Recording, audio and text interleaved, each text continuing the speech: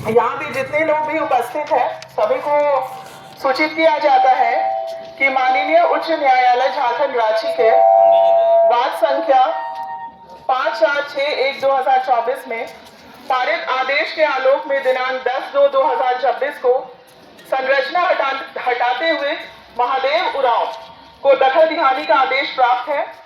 अतः आप सभी को निर्देश दिया जाता है कि उक्त भूमि में अवस्थित मकान खाली कर दें।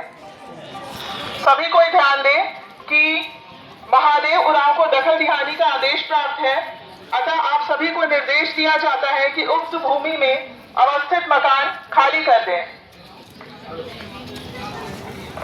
जिन व्यक्तियों का नाम दिया गया है उसमें है शांति देवी पति लक्ष्मी साहू, सीताराम चौधरी, गायत्री देवी पति राम विलास साहू, गंदोरी साहू, नारायण साहू पिता रामधनी साहू, फूलो देवी पति गणेश साहू, महेश प्रसाद पिता अर्जुन साहू, मोहन लाल साहू पिता सुरेश कुमार साहू, सुरेश साहू, बच्चू प्रसाद पिता शिव नारायण प्रसाद, राम लखन यादव। आप सभी को आदेश दिया जाता है कि आप अपना सभी सामान निकाल लीजिए बाहर, ताकि हम लोग प्रथम पक्ष को दखल दिहानी करा सके।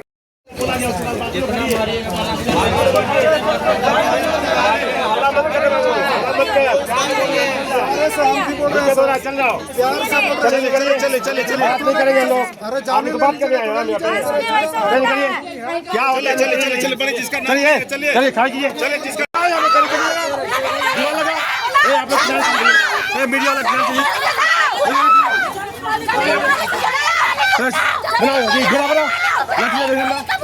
एक आदमी हाथ में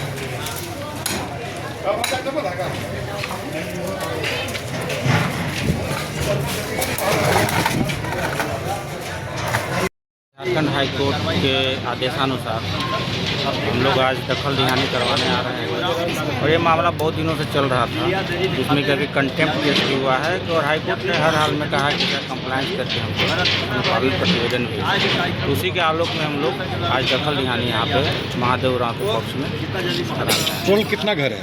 टोटल लगभग 10 घर है। टोटल ज़मीन कितना है? टोटल ज़मीन का लगभग शायद 48 डिसमिल 48 डिसमिल है।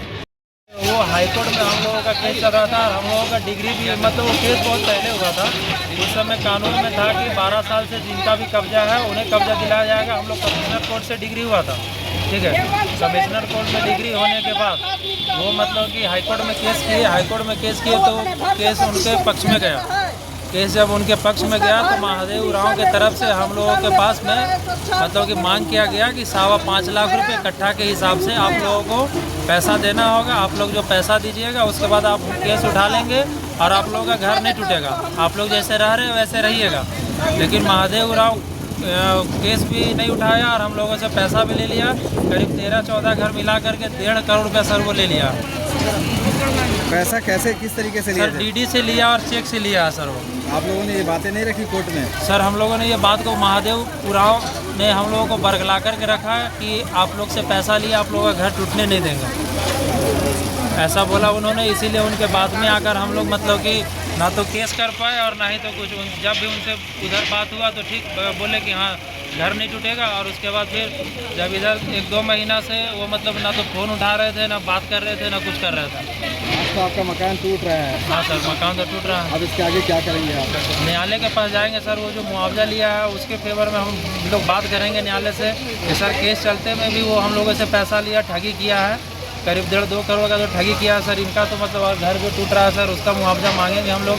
आज से 70 साल पहले से हम लोग यहाँ रह रहे हैं। जो ठगी किया उसके बारे में क्या कहना चाहेंगे? क्या होना चाहिए उसके साथ? सर उसके साथ तो उसको जेल जाना चाहिए सर। वो इतना घर को बेघर किया है मुआवजा देगा और उसको मुआवजा भी देना चाहिए कि हम पैसा ले करके इन लोगों से और वो डीडी और चेक से लिया है सर। अपना परिचय, नाम बताइए। मेरा नाम विकास। ये सब 5 साल पहले ही पैसा लिया था, पूरा 5 साल पहले सेटलमेंट कर लिया था। नवीन जसमान के सामने बैठ के सब हुआ था। ये आप लोग आपकी सरकारी जमीन नहीं है, खरीद बिक्री का जमीन है। कितना घर था? 14 घर है हम लोग। 14 कितना पैसा दिए थे सबको? 1 करोड़ 30 लाख रुपया ले लिया है। तो अब क्या बोला जा रहा है? अब बोल रहा है कि 2 आदमी पैसा नहीं दिया, उसके चलते बड़का टेबुल में बोलता है कि बड़का टेबुल में मिठाई दो। हम लोग को एक को पैसा नहीं दिया, बार बार कहाँ से देंगे उसको कि पैसा दो? 2 आदमी जो नहीं दिया उसको समझिए क्या करना है, नहीं करिए। सादा पट्टा का बात आ रहा है।